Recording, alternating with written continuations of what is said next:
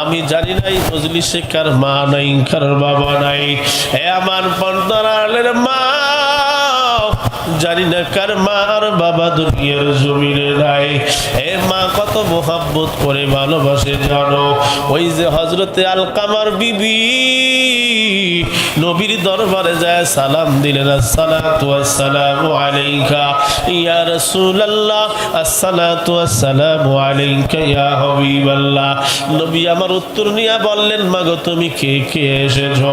ডাক দিয়া বলে, ইয়া রাসূলুল্লাহ, আমি আপনার জলিলুল কদর হযরতে সাহাবী হযরতে আলকামার বিবি এসেছি। ডাক দিয়া বললেন, কেন এসেছো? বললেন, ইয়া রাসূলুল্লাহ, আপনার সাহাবী আলকামা মৃত্যুর শয্যায় শায়িত। আজকে তার মৃত্যুর শয্যায় শায়িত, কিন্তু তাকে কালেমা পড়াইতে হয়, কালেমা পড়ানো হয়, পড়তে পারে না। হযরত আবু বকরকে পাঠায়া দেওয়া হলো। নবী আমার আবু বকরকে পাঠায়া দিলেন। পাঠায়া দেওয়ার পর আবু বকর রাদিয়াল্লাহু তাআলা কালেমা পড়ায়, কিন্তু জবানে বের হয় না। ওমর চেষ্টা করে, বের হয় না। নবীর কাছে আসলেন, ইয়া রাসূলুল্লাহ, জবান দিয়ে কালেমা বের হয় না। নবী আমার যা হাজির হয়ে ডাক দিয়ে বললেন, ও আলকামার বিবি আলকামা, কোন গুনাহের কাজ করছিনি?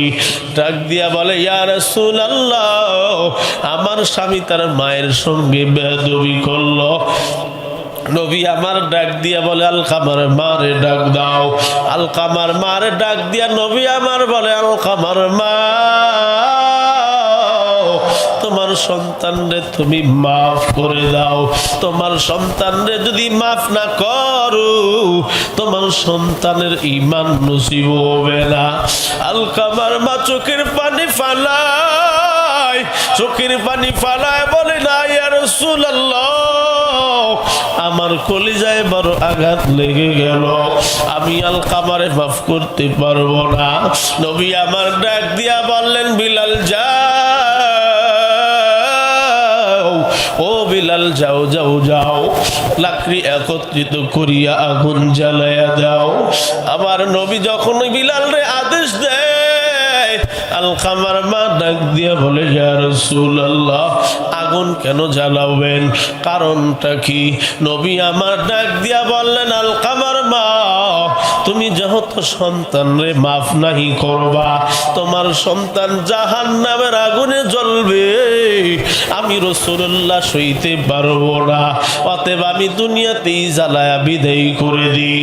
এ আমার মোহাব্বতের বাবা, আমার ভাই, ও আমার পর্দারের মা বোনেরা, একটু দিলের কান লাগায়া শুনবেন।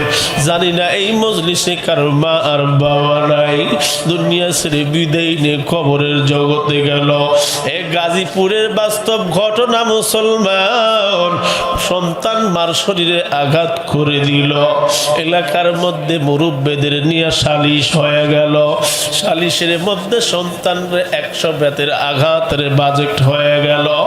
মায়ের সামনে যখন সন্তানের শরীরের মধ্যে আঘাত লাগায়, মা সহ্য করতে পারে না, দৌড়াইয়া যায় সন্তানের হাতটা সরায় নিজের হাতটা বিছাইয়া দেয়, চোখের পানি পালায় আর বলে, আমার সন্তানরে মারিও না, আমি সন্তানরে মাফ করে দিলাম। এটার নামই হইতেছে মা। এ আমার মোহাব্বতের বাবা, আমার ভাই, আলকামার মা নবীকে বললেন, নবী গো, আমি মাফ করে দিলাম। আমার মাওলা তার জবান দিয়ে কালিমা বের করে দিলেন। ঈমান লইয়া আলকামা কবরে চলে গেল। এইবার যখন দ্বিতীয় সন্তানকে তেলের মধ্যে ফেলে দিবে, আসমানের দিকে তাকায়, আসমানের দিকে তাকায়, চোখের পানি ফালায়। আমার আল্লাহ দেখে আর দেখে আর দেখে, আর বলে, বন্দি কি চাও? হযরতে মা সে তার চোখের পানি ফালায় দেয়। ফেরাউন বলে, এখনো সুযোগ আছে, তুই এখনো তোমার মুসার রবরে সারিয়া দাও, আমার রব হিসাবে গ্রহণ করে নাও। হযরতে মা সে বলে জীবন দিব ঈমান ছাড়ব না। এই দ্বিতীয় সন্তানকেও তেলের মধ্যে ফেলে ভাজি করা হলো। এইবার তৃতীয় সন্তান, দুধের সন্তান। এই সন্তানটা দুধ খাওয়ার জন্য বড় পাগল। এই সন্তানকে যখন কোলের মধ্যে থেকে এক্সট্রা টান দিয়া বাহির করিয়া নেয়, সন্তানের চোখের পানি, হযরতে মা সে তার চোখের মধ্যে পানি। এইবার সন্তানদের টান দিয়ে বলে, বাসে তাই এখনো সুযোগ আছে, মুসার আল্লাহরে ছাড়িয়া দাও, তোমার সন্তানরে বাঁচাইয়া দিব, তোমারেও মাফ করিয়া দিব। এইবার মা সেটা বলে, ফেরাও জীবন দিব ঈমান দিব না। এই ছোট্ট সন্তানরে যখন নাকি তেলের মধ্যে ভাজি করলো, ওই ভাজিরত অবস্থায় আওয়াজ হয়, মা চিন্তা করিও না, অল্প কিছুক্ষণ পর তোমার আমার দেখা হবে জান্নাত ঠিকানা। সুবহানাল্লাহ। জিবরাইল বললেন, ইয়া রাসূলুল্লাহ, ইয়া হাবিবাল্লাহ, হুজুর, এই সেই মা সেতা, যেই মা সেতার উপরে আমার আল্লাহ রাজি হয়ে গেছে, যেই মা সেতার উপরে খুশি হয়ে গেছে, যার কবর থেকে আসমান পর্যন্ত সুঘ্রাণ পাওয়া যায়। এ আমার মুহাব্বতের বাবা, আমার ভাই, আল্লাহ বললেন ইস্তেকামতের সঙ্গে অটল থাকো, অবিচল থাকো। সুম্মাস্তাকামু তাতানাজ্জালু আলাইহিমুল মালাইকা আল্লা তাখাফু ওয়ালা তাহজানু ওয়া আবশিরু বিল জান্নাহ। তাদের কোনো ভয় নাই, শঙ্কা নাই, সংকোচ নাই। ওয়ালা তাহজানু ওয়া আবশিরু বিল জান্নাহ ওয়া আবশিরু বিল জান্নাতিল্লাতী কুনতুম তুআদুন। অচিরেই তারা জান্নাতের সুসংবাদ প্রাপ্ত হবে, তাদের কাছে ফেরেশতা পাঠানো হবে। এ আমার মুহাব্বতের বাবা, আমার ভাই, ওই কাতারের মধ্যে যদি তুমি আমি পড়তে পারি, তোমার আমার মৃত্যুর সময় তোমাকে আমাকে স্বাগতম জানাইয়া ওই কবরের দিকে নেওয়া হবে। এ আমার মুহাব্বতের বাবা, আমার ভাই, আজকে যে যুবকটা দুনিয়া ছেড়ে কবরের যাত্রী হয়ে গেল, হাজারবার চেষ্টা করলেও আর কিন্তু স্বীকার করতে পারবে না, আর কিন্তু কথাও বলতে পারবে না। হাজারবার চেষ্টা করলে নামাজও পড়তে পারবে না, আল্লাহরে আল্লাহ বলিয়া ডাক দিতেও পারবে না। এখন তোমার আমার সুযোগ আছে মুসলমান, এখনো নিজেকে শোধরানোর সুযোগ আছে, তোমার আমার পরিবর্তন হওয়ার সুযোগ আছে। তুমি আমি যদি পরিবর্তন হয়ে যাই, সর্বত্র রব হিসাবে যদি আল্লাহকে মেনে নেই, আমার আল্লাহ বলে, বান্দা তোরে জান্নাতের সুসংবাদ দেওয়া হবে। এই সুসংবাদ দিয়াই শেষ নাও, তোরে জান্নাতে পৌঁছানোর দায়িত্ব আমি আল্লাহ। আর বিপরীতে যদি নাফরমান হইয়া কবরে যাই, ওই কবরে যাওয়ার পর যখন প্রশ্ন করা হবে, মান রব্বুক ওয়া মা দীনুক ওয়া মান হাযার রাসূলুল্লাযী বুইসা ফীকুম, এই তিন প্রশ্নের উত্তর যদি দিতে না পারো, কবরের মধ্যে আযাব শুরু হয়ে যাবে। এ আমার মুহাব্বতের বাবা, আমার ভাই, জানেরা, জানি না এই মজলিসে কার মা নাই, কার বাবা নাই, একটু দিলটা নরম করিয়া বসেন, আমি অল্প সময়ের মধ্যে বয়ান শেষ করে দিব। ওই মা আর বাবার মোহাব্বত লইয়া দুফোঁটা চোখের পানি মালিকের কদমে ছেড়ে দিবেন। আমার আল্লাহ ওই দুই ফোঁটা চোখের পানির কারণে আমার আপনার মা বাবার কবরকে মাফ করে দিতে পারে। এ আমার মুহাব্বতের বাবা, আমার ভাই, আমার আল্লাহ চোখের পানিকে বড় ভালোবাসে। আমার আল্লাহ তাকে হৃদয় ভাঙা, হৃদয় নিয়ে ডাকাকে বড় ভালোবাসে।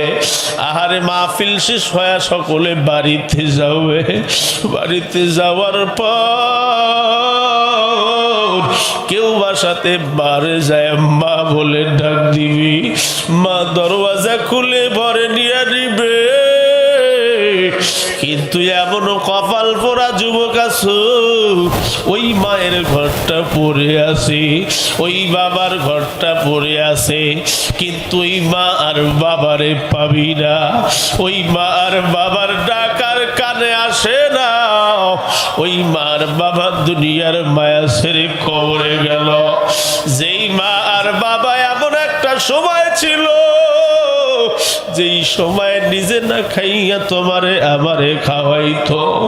এমন একটা সময় ছিল গ্রামে বিদ্যুৎ ছিল না, ফ্রিজের কোনো ব্যবস্থাও ছিল না। আবার টাকা পকেটে থাকলে চিন্তা করতো, আজকে যদি এই টাকা খরচ করিয়া খাই, আমার সন্তান স্কুলে পাঠাইতে পারবো না। ঈদের দিন আসলে দেখা যাইতো, ছোটবেলায় দেখতাম নতুন জামার জন্য মায়ে বাবারে বলতো সবার সন্তানেরা নতুন জামা পরবে, আমার সন্তান কি নতুন জামা পাবে না? মা বলতো, বাবা বলতো, তুমি তো সবই জানো, আমার হাতে কোনো টাকা পয়সা নাই। আমার বাস্তব জীবনে আমি দেখেছি রে বাবা, আমার মা অন্যের বাড়িতে কাজ করতো, ভালো কোনো কিছু খাবার দিলে ওই খাবার মায়ে খাইতো না। ইন্নাল্লাহা ওয়া মালাইকাতাহু ইউসাল্লুনা আলান নবী ইয়া আইয়ুহাল্লাযীনা আমানু সাল্লু আলাইহি ওয়া সাল্লিমু তাসলিমা। নামাজের দরুদ পড়ি।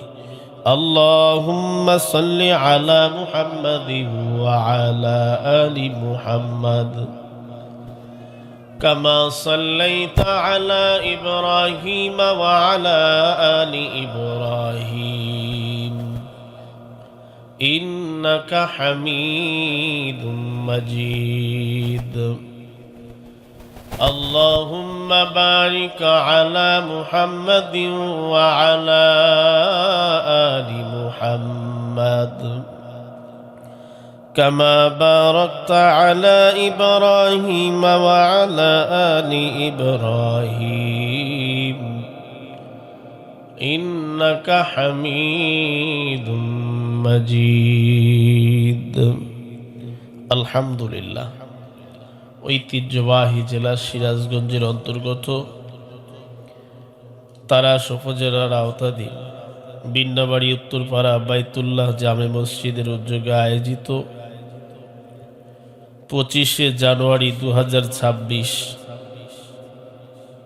আজকের মাহফিলের স্বনামধন্য সৌযোগ্য সভাপতি হাজিউল হারামাইন আলহাজি ইঞ্জিনিয়ার মোহাম্মদ নুরুল ইসলাম বারাকাল্লাহু ফি হায়াতি, সকলে বলি আমিন।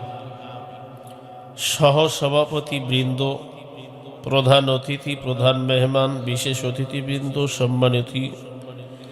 সম্মানিত অতিথিবৃন্দ, হযরত উলামায়ে কেরামগণ, আমার পূর্বে আলোচনা করে ধন্য করেছেন আমার মোহাব্বতের মানুষ, আপনাদের সকলের কলিজার মানুষ, আমার বেয়াই হাফিজ মাওলানা নূর নবী বিন নজরুল বারাকাল্লাহু ফি হায়াতি, সকলে বলি আমিন।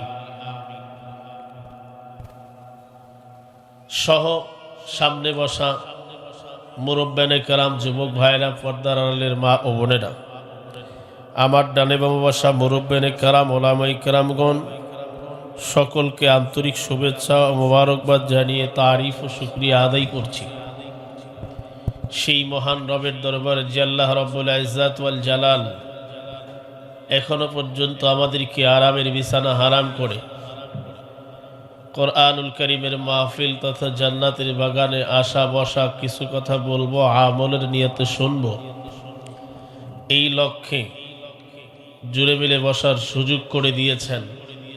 সেই মালিকের দরবারে দিল থেকে কালিমাতুশ শুকুর, শুকরিয়া আদায় করছি। সকলে জবান খুলে উচ্চ আওয়াজে সমস্বরে বলিষ্ঠ কণ্ঠে মালিককে রাজি ও খুশি করার লক্ষ্যে জবান খুলে বলি আলহামদুলিল্লাহ। আওয়াজ হলো না, আর একটু জোরে বলি আলহামদুলিল্লাহ।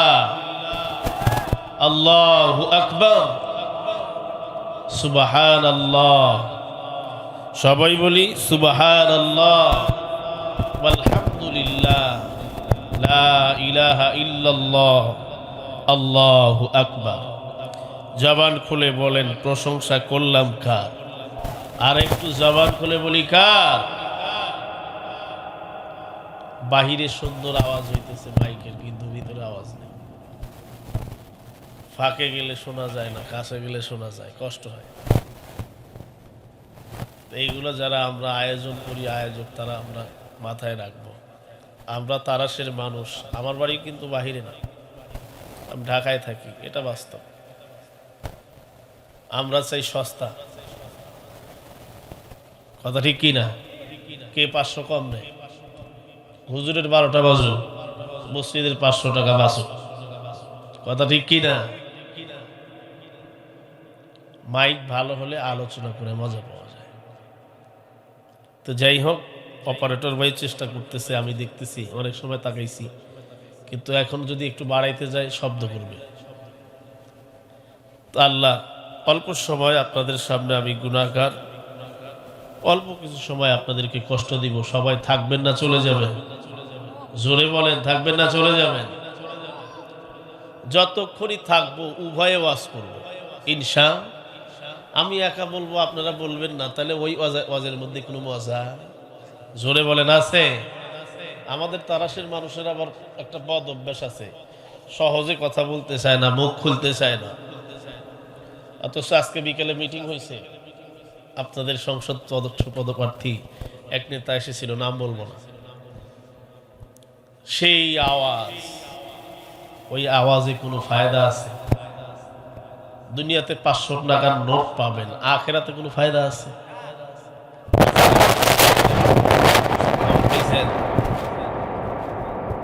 খবর পাইছেন? ওই ব্যক্তি হাজারো চেষ্টা করলে একটাবার আল্লাহর নাম নিতে পারবে? হাজারো চেষ্টা করলে দ্বিতীয়বার আর বাড়িতে এসে তার সন্তান, তার স্ত্রী, তার আত্মীয় স্বজনের সঙ্গে সাক্ষাৎ করতে পারবে? সম্ভব না। আসলে বাস্তব কথা হলো, আমরা বাঙালি বাস্তবমুখী বিষয়কে বিশ্বাস করি। যেটা দেখা যায় না, এটা আমাদের দিলে বা অন্তরে কাজ করে। কিন্তু জবান খুলে যদি মুহাব্বতে আল্লাহর নাম জপা যায়, আল্লাহ যে কত খুশি হয় এটা ভাষায় প্রকাশ করা। একজন নেতার নামে স্লোগান দিলে সে খুশি হয়, টাকাও দেয়, রিলিফও দেয়, যা আসে তাই পান।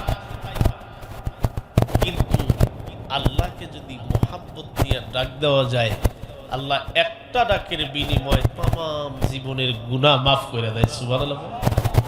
আর একটু জোরে বলি সুবহানাল্লাহ। সুবহানাল্লাহর আলোচনা আমরা শুনি। সুবহানাল্লাহ বললে কি লাভ? জান্নাতে একটা গাছ হয়, ওয়াজ মুখস্থ। জমিন থেকে আসমান পর্যন্ত ফাঁকা জায়গা নেক দ্বারা কি হয়? ভরপুর হয়ে যায়, পরিপূর্ণ হয়ে যায়। কিন্তু এই জমিন থেকে আসমানের দূরত্ব কত?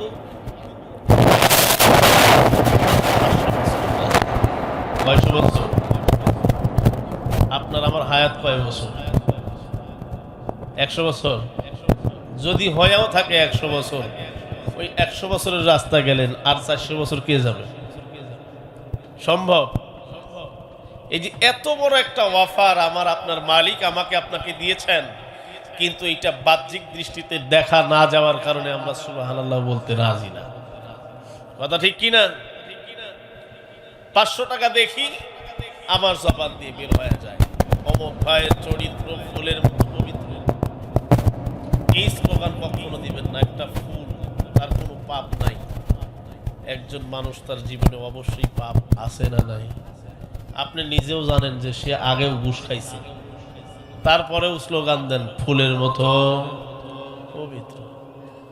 পৃথিবীর মধ্যে সবচেয়ে পবিত্র মানুষ ছিলেন তারা, হযরত আম্বিয়া কেরাম আলাইহিমুস সালাতু ওয়াস সালাম, হযরত সাহাবায়ে কেরাম রাদিয়াল্লাহু তাআলা আলাইহিম আজমাইনেরা জান্নাতের সার্টিফিকেট পাওয়ার পরেও নিজেদেরকে দোষী মনে করত। তাও কোনো সময় তাদের নামের আগে কোনো লকব তারা পছন্দ করতো না। আর আজকে আমাদের নামের আগে পিছে হাজার হাজার, সামনে যতই নিবে আমার কষ্ট হয়, আপনার না, ভিতর থেকে শুকায় আসে। আর ফাঁকে থেকে বললে তাও একটু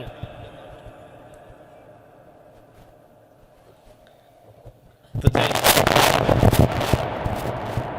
বাস্তব বিষয় আমরা পারদর্শী, কিন্তু যেটা দেখা যায় না সেই লাভের দিকে আমরা ভ্রুক্ষেপ করি না। কিন্তু আজকে যে আপনাদের এলাকার সন্তান দুনিয়া ছেড়ে শহরে চলে গেছে, সে বুঝতে পারবে আসলে নামাজের কত দাম। কথা ঠিক কিনা?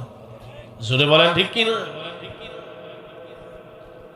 আমি আপনাদের সামনে সূরা হামিম আস-সিজদা থেকে 30 নম্বর আয়াতে কারিমা তেলাওয়াত করেছি। রাসূল করিম সাল্লাল্লাহু আলাইহি ওয়া আলিহি ওয়াসাল্লামের অসংখ্য হাদিস থেকে এক টুকরা হাদিস তেলাওয়াত করেছি। অল্প পরিসরে আয়াত ও হাদিসের সমন্বয়ে আপনাদের সামনে মুখতাসার কিছু কথা বলে আমরা সকলেই ইনশাআল্লাহ আখিরি মোনাজাত দিয়ে বিদায় নিব ইনশাআল্লাহ। এর আগে যাইবেন কারা কারা? একটু দু হাত উঠায় দেখায় দেন। কেউ যাবেন না তো? ওয়াদা? জবান খুলে বলেন। আল্লাহ কবুল করেন, বলি আমিন। তেলাওয়াতকৃত আয়াত সূরা হামিম আস-সিজদা 30 নম্বর আয়াতে কারিমা। আল্লাহ বলেন, বিসমিল্লাহির রহমানির রহিম, ইন্নাল্লাযীনা ক্বালু রাব্বুনাল্লাহ সুম্মা ইসতাকামু তাতানাজ্জালু আলাইহিমুল মালায়েকা تتنزل عليهم الملائكة ألا تخافوا ولا تحزنوا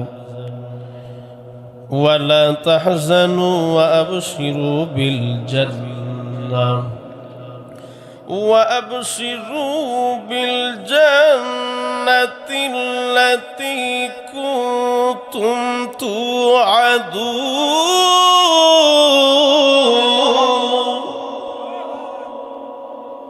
আল্লাহ রাব্বুল আলামিন সূরা হামিম আস-সিজদার 30 নম্বর আয়াতে কারিমার মধ্যে আলোচনা করলো, ও দুনিয়ার বান্দারা বান্দিরা একটু দিলের কান লাগায় শুনবা। ইন্নাল্লাযীনা ক্বালু রাব্বুনাল্লাহ, নিশ্চয় যে বান্দা আর বান্দিরা বলবে আমার রব কে। জবান বন্ধ, জোরে বলি। আল্লাহ ডাক দিয়া বললেন, নবী আমার উম্মতদেরকে জানায় দেন, নিশ্চয় যে বান্দা আর বান্দি বলবে আমার রব আল্লাহ। জোরে বলেন কি? আর একটু জোরে বলেন। যে আল্লাহ জবান দিয়েছে বলেন তো মুসলমান মুহূর্তের মধ্যে বন্ধ করে দিতে পারে কি পারে? মোহাব্বতে জবান খুলে বলেন কে? এ আমার মোহাব্বতের বাবা, আমার ভাই, মোহাব্বত নিয়া ভাঙা দিল নিয়া ভাঙা অন্তর নিয়া কোন বান্দার বান্দি যদি আল্লাহ বলে ডাক দেয়, আমার আল্লাহ জানায়া দেয়, ও আমার বান্দার বান্দিরা তোমরা শুনে নাও, আমি আল্লাহ আরশের উপরে যে কুরসিটাতে বসি, আমার কুরসির নিচে আরশের নিচে একটা নূরের খুঁটি আছে। দুনিয়ার জমিনের মধ্যে বসে কোনো বান্দার বান্দি যখন আল্লাহকে আল্লাহ বলে ডাক দেয়, এই রহমতের খুঁটিটা হেলতে দুলতে থাকে। সুবহানাল্লাহ। বুঝে থাকলে বলেন তো, আল্লাহ সব কিছু জানে কি জানে না? বলেন যায় না? সব কিছু আমার আপনার মালিক আল্লাহ। দেখার পরেও জিজ্ঞাসা করবে রহমতের খুঁটি কেন হেলতে থাকো, দুলতে থাকো, কারণটা কি? ওইবার রহমতের খুঁটিটা জবান খুলে বলে আল্লাহ। ওই দুনিয়ার জমিনে সিরাজগঞ্জ না দরদি আল্লাহ, যতক্ষণ পর্যন্ত ওই বান্দার বন্দির জীবনের গুনাহ মাফ না করবা, আমি নূরের খুঁটি নড়াচড়া বন্ধ করব না। জোরে বলি সুবহানাল্লাহ। আমার আল্লাহ ডাক দেয়া বললেন, ও রহমতের খুঁটি, নূরের খুঁটি, তুমি সাক্ষ্য থাকিয়া যাও, তোমারে আমি আল্লাহ সাক্ষী রাখিয়ে দিলাম, ওই মজলিসের মধ্যে বসিয়া যেই বান্দা আর বান্দি আমি আল্লাহকে না দেখিয়া বিশ্বাস করলো, আমি আল্লাহর জান্নাত না দেখিয়া বিশ্বাস করলো, আমি আল্লাহর জাহান্নাম না দেখিয়া বিশ্বাস করলো, আমি আল্লাহকে গুনাহের কথা স্মরণ করিয়া ভাঙা অন্তর নিয়া মোহাব্বতে ডাক দিল, ও নূরের খুঁটি সাক্ষী থাকিয়া যাও, আমি আল্লাহ ওই বান্দা আর বান্দীদের জীবনের গুনাহগুলা মাফ করে দিলাম। সুবহান, জোরে বলি সুবহান। এরে আমার মোহাব্বতের বাবা, আমার ভাইজানেরা, এই আল্লাহ রাব্বুল আলামিনের দয়া মায়া মোহাব্বতের ব্যাপার নিয়ে মুহাদ্দিসিনে কেরাম আলোচনা করতে যাইয়া কিতাবের মধ্যে ঘটনা উল্লেখ করা হলো। ওই যে পয়গম্বর মুসা আলাইহিস সালাতু ওয়াস সালাম, ওনার জামানার মধ্যে কারুন নামের একজন ধনাঢ্য ব্যক্তি ছিল, যার সম্পদের অভাব ছিল না। কারুনকে পয়গম্বর মুসা বললেন, কারুন, সম্পদ তো তোমার অনেক বেশি হয়ে গেল, আমার মালিক তো যাকাতের আইন ফরজ করে দিল, সম্পদের যাকাত তোমাকে দিতে হবে। কারুন বলে সম্ভব না, এত কষ্ট করিয়া সম্পদ অর্জন করলাম, কেন আবার যাকাত দিতে হবে? এই আইনটা আমি পছন্দ করি না, মানি না। পয়গম্বর মুসা আলাইহিস সালাতু ওয়াস সালাম আল্লাহকে ডাক দেয়া বললেন, মালিক, জমিনের মাটিরে আমার অধীনস্থ বানায়া দাও, আমি কারণে শায়েস্তা করতে চাই। আমার আল্লাহ বললেন, মুসা, জমিনকে তোর অধীনস্থ বানায়া দিলাম। ওই যে কারণ যখন আল্লাহ রাব্বুল আলামিন মুসা আলাইহিস সালাতু ওয়াস সালামের জমিনকে অধীনস্থ বানানোর পর পয়গম্বর মুসা আলাইহিস সালাতু ওয়াস সালাম জমিনের ডাক দেয়া বলল, রে জমিন, ধরে ধর কারণে গ্রাস করিয়া ফেলাও। কিতাবের মধ্যে লেখা হয়, কারণকে যখন জমিনকে গ্রাস করার কথা পয়গম্বর মুসা বললেন, আমার মোহাব্বতের বাবা, আমার ভাইজানেরা, ও পর্দার আড়ালের মা বোনেরা, একটু মনোযোগ দিয়ে শুনবেন। এইবার জমিন কারণকে হাঁটু পর্যন্ত গ্রাস করে নিল। এই কারণ বলে, মুসা, মাটি আমাকে কিছুই করতে পারবে না, তুমি আমাকে জাদু করতেছো। পয়গম্বর মুসা মাটিরে বলে, ধর, শক্ত করিয়া ধর, ধরার মতো ধর। যখন নাকি মাজা পর্যন্ত মাটি গ্রাস করে নিল, তখনও কারণের কোনো ভয় ছিল না। যখন নাকি বুক পর্যন্ত মাটি গ্রাস করে নিয়েছে, কারণ পয়গম্বর মুসাকে ডাক দিয়ে বলে, ও পয়গম্বর মুসা, আমারে বাঁচাও, ও পয়গম্বর মুসা, আমারে বাঁচাও, আমি তোমার সব শর্তে রাজি আছি। কিন্তু পয়গম্বর মুসা মাটিরে বললেন, না না, ও মাটি, তুই কারণ রে গ্রাস করিয়া নাও। কারণকে যখন মাটি গ্রাস করিয়া নিল, মাটি গ্রাস করিয়া নেওয়ার পর পয়গম্বর মুসার কাছে আমার আল্লাহ ওহী পাঠাইলেন, ডাক দিয়া বললেন, মুসা, তোমাকে একটা কাজ করার জন্য নির্দেশ দেওয়া হলো। পয়গম্বর বলে, কি কাজ করতে হবে? আল্লাহ বলে দিলেন, পয়গম্বর, তোমাকে কুমারের কাজ করতে হবে। পয়গম্বর মুসা আলাইহিস সালাতু ওয়াস সালাম এইবার হাড়ি পাতিল তৈরি করলেন।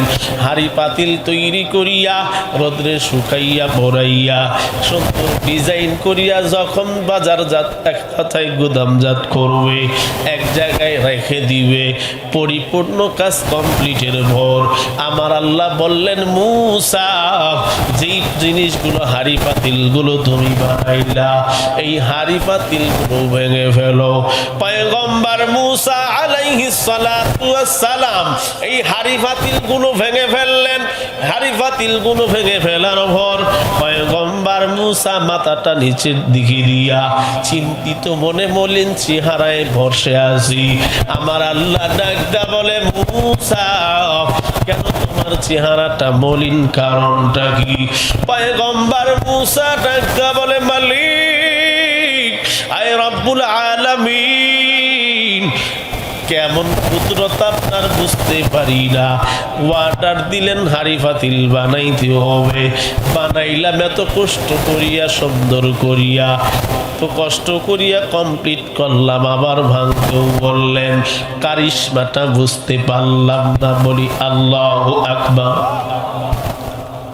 এ আমার মোহাব্বতের বাবা, আমার ভাই জানেরা, এখন যদি আপনাকে নির্দেশ দেওয়া হয় একটা ঘর তৈরি করেন, এরপরে কমপ্লিট হওয়ার পরে যদি বলা হয় ভেঙে ফেলেন, কোন হালাতটা হবে? হায় হায়, সমাজের মধ্যে এমন হয়, একই মাতব্বর বলে ঘর তোলো, সমস্যা নাই তোমার ওই জায়গা, রাত্রিতে যখন 50,000 পাস হয়, পরের দিন ঘর ভেঙে দেয় কি দেয় না? জোরে বলেন। হক বলতে কোনো সময় দ্বিধাবোধ করবেন না। পয়গম্বর মূসা চিন্তিত, ডাক দিয়া বলে, কেন তুমি এত চিন্তিত, কারণ কি? বলে, আল্লাহ তুমি বানাইতে বললা, আবার ভাঙতে বললা, কষ্ট লাগবে না? আমি তো নিজেই হাতে বানাইছি। আমার আপনার মালিক ডাক দিয়া বলে, মূসা সাধারণ একটা হাড়ি পাতিল কাদামাটি দিয়ে তৈরি করলাম, যেই হাড়ি পাতিলটার জবান নাই, যেই হাড়ি পাতিলটা কথাও বলতে পারে না, যেই হাড়ি পাতিল হাঁটতেও পারে না, ডাকতেও পারে না, ওই হাড়ি পাতিল বানানোর পর ভাঙিয়া ফেলাইয়া তোমার যদি বুকে কষ্ট লাগে, ওই কারণকে যখন তুমি মাটিরে বললা মাটি গ্রাস করিয়া নাও, এই কারণে আমি আল্লাহ এত সুন্দর করিয়া বানাইলাম, এই কারণ আমার আসমানের চাঁদের নিয়ামতটা গ্রহণ করলো, সূর্যের আলো গ্রহণ করলো, আলো বাতাস গ্রহণ করলো, আমার সমস্ত নাজ নিয়ামত খাইলো, এই আমার দেওয়া জবান দিয়া কথা বললু, আমার দেওয়া হাত দিয়া সে কর্ম কাজ করলো, আমার দেয়া পা দিয়া সে সামনে চলাফেরা করলো, এত সুন্দর করিয়া আমি বানাইছি, এই কারণে যখন মাটি গ্রাস করে নিল, আমি আল্লাহ কুদরতি ভাবে তার সামনে যাইয়া হাজির হয়ে গেলাম। একটাবার যদি তোমারে মূসারে বাঁচাও বাঁচাও না বলিয়া আমি আল্লাহরে একটাবার যদি জবান খুলিয়া বলতো, আয় আল্লাহ আমারে বাঁচাও, একটাবার বললে সঙ্গে সঙ্গে আমি আল্লাহ কারণের জীবনের গুনাহগুলা মাফ করে দিতাম। সুবহানাল্লাহ।